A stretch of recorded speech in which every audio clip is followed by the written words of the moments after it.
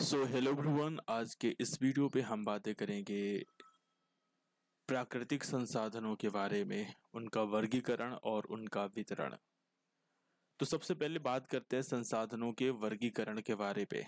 तो जैसा आप सब जानते हैं, जो संसाधन है उनका जो वर्गीकरण 3 प्रकार के आधार पर किया गया है।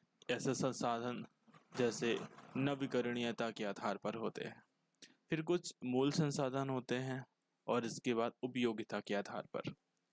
नवीकरणीयता के आधार पर अगर हम बातें करें तो यहाँ पे आएंगे नवीकरणीय, गैर नवीकरणीय और चक्रीय संसाधन।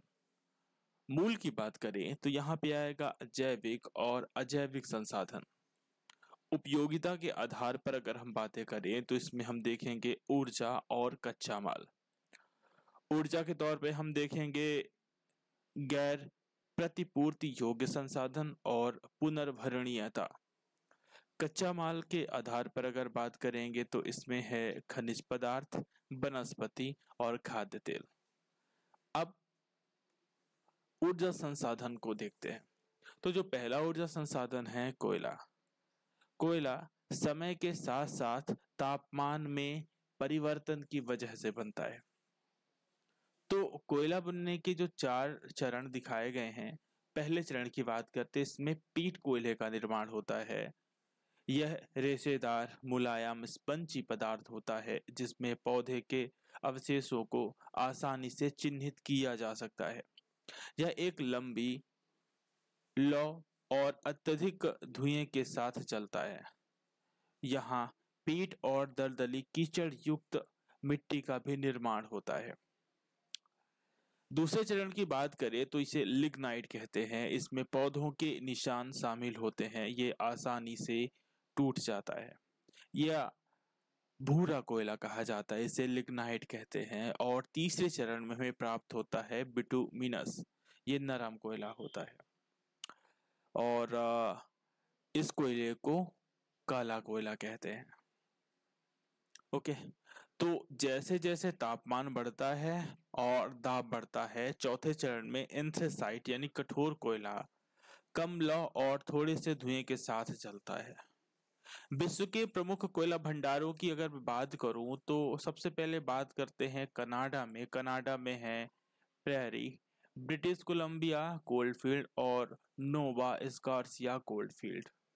यूरोप में बात करें तो यूरोप के डोनेटेज कोयला बेसिन, जर्मनी का रूर क्षेत्र और मॉस्को का तुला कोलफील्ड। यूराल आर्कटिक के तैमीर क्षेत्र, कॉकेकस पर्वतरोहिणी के निक्षेप। उत्तरी अमेरिका की बात करो तो यहाँ एप्लेशियन, पेंसिल्वेनिया और रॉकी पर्वत। मैक्सिको की बात करें तो यहाँ पिएड्रास नेग्रास, शाविना और लैम्बोर्जोर्स है। चीन साकी की बात करें तो ये फुशुन, इनर मंगोलिया, कांसू, जापान चिकोको कोलफील्ड और इराकरी कोलफील्ड शामिल है। भारत में दामोदर घाटी, रानीगंज, बोकारो, झांकिया शामिल है। दक्षिण अफ्रीका में बात करें तो ब्राजील, संता कैटरीना और रियो ग्रांडे डी सुल।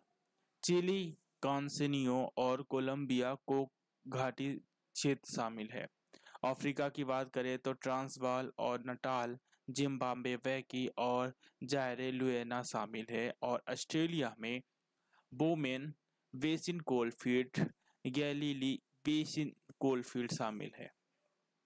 यहाँ जो रेड कलर है एंथ्रेसाइट कोयला और बिटुमिनस कोयले को रिप्रेजेंट कर रहा है, और ये जो लाइट ग्रीन कलर है ये लिग्नाइट कोयले को रिप्रेजेंट कर रहा है।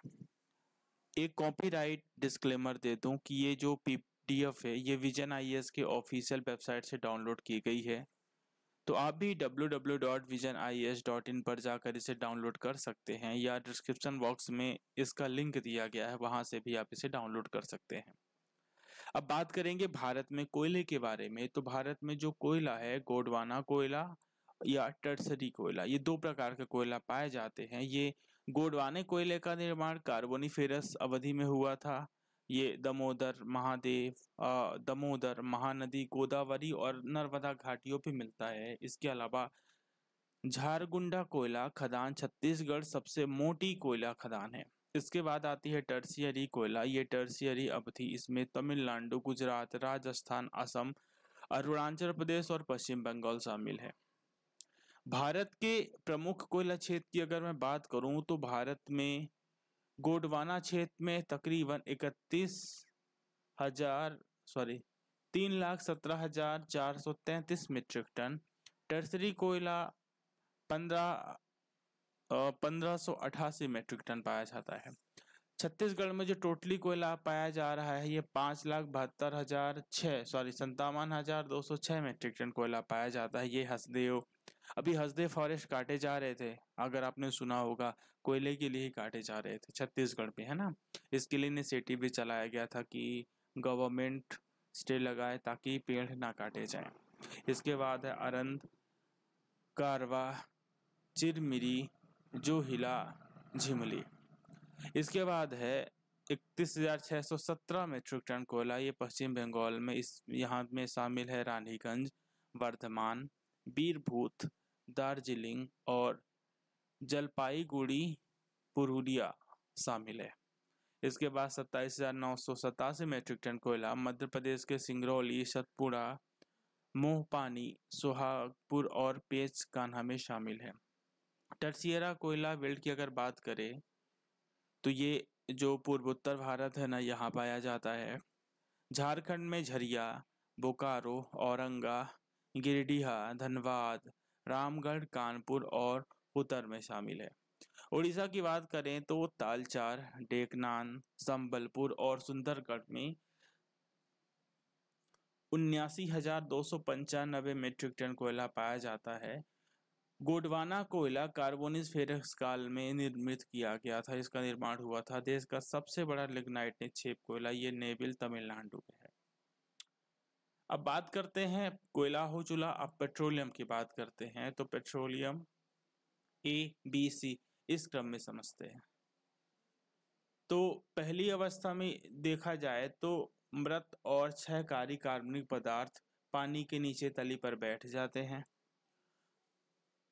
दूसरे फिगर बी में देखा जाए तो अवसादी चट्टानों का निर्माण होता है और फंसे हुए जीवाश्म धीरे धीरे गलने और सड़ने लगते हैं।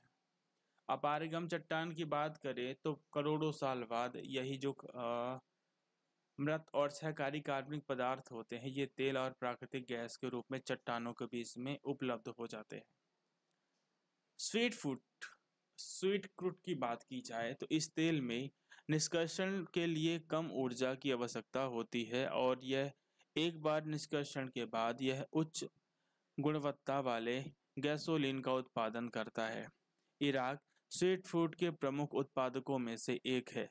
इसके अन्य उत्पादकों में एप्लेशियन बेसिन, यूरोप का उत्तरी सागर और उत्तरी अफ्रीका, ऑस्ट्रेलिया आदि शामिल है। सार्थ क्रूड की बात की जाए तो इसमें अशुद्धियों का उच्च स्तर पाया जाता है, जिसमें मुख्य रूप से सल्फर शामिल है। वेनेजुएला साउथ क्रूड का प्रमुख उत्पादक है।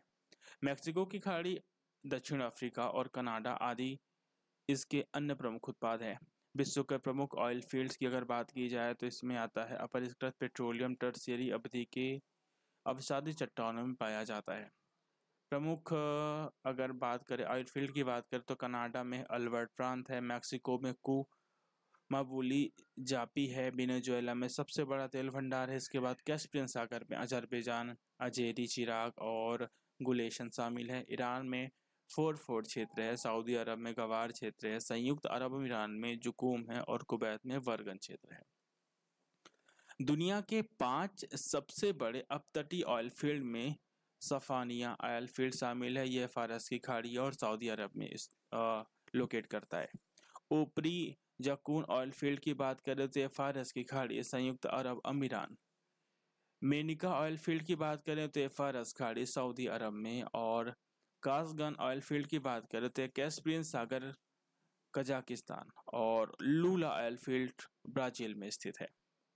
अब बात करते हैं प्राकृतिक गैस की। तो प्राकृतिक गैस के गैर परंपरागत स्रोत सेल गैस होते हैं, कोल वेट मीथेन होता है और मीथेन हाइड्रेट होता है। सेल गैस की बात करें तो सेल गैस एक प्राकृतिक गैस है जो एक प्रकार की अपसादित चट्टानें सेल से उत्पन्न होती हैं। कोल बेड मीथेन यानी सीबीएम कोल बेड मीथेन पादप सामग्री के धक्कन और गर्म होकर उस सामग्री के कोयले में बदलने पर उत्पन्न होता है। इसे कोयले के भीतर मीथेन गैस का एक बड़ा हिस्सा मौजूद होता है। मीथेन हाइड्रेट की बात करें तो मीथेन हाइड्रेट बर्फ के पिंजरे जैसी जमीनी नुमा संरचना होती है जिसके अंदर प्राकृतिक गैस के हाँ एक मिनट